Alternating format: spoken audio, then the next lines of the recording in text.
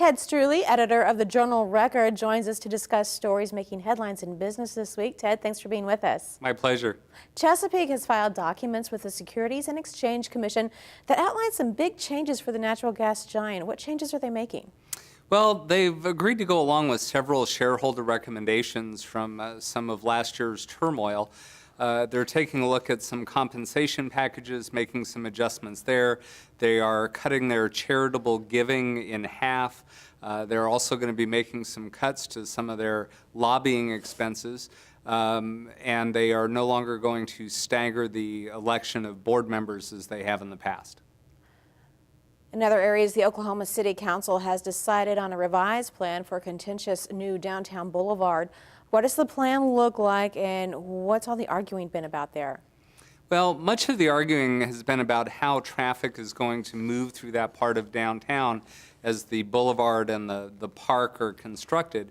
The contention is whether the traffic movement is going to hurt potential business development around there, which is really critical and a big economic driver.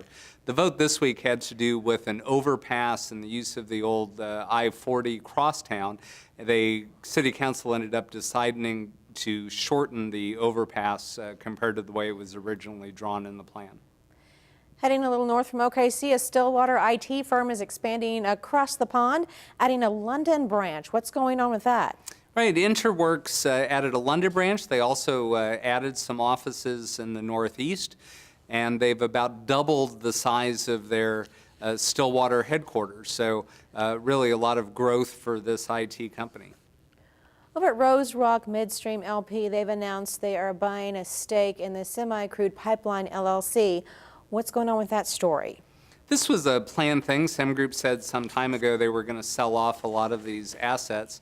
And the purchase also involves another company called White Cliffs Pipeline. Because of SemGroup's interest in that, Roserock will now also up their position in White Cliffs. So everybody knew this was coming. It's not really a surprise.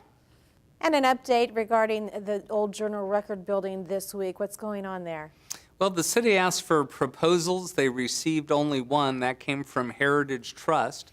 They have a substantial proposal to remodel a large part of that building. They would move in their employees and take over about 20,000 square feet, and they would make the remainder of the building available to lease as office space, sharing the building with the Terrorism Institute and the museum. All right, Ted Streuli with the Journal Record. Thank you so much for being with us. Glad to be here. Thank you.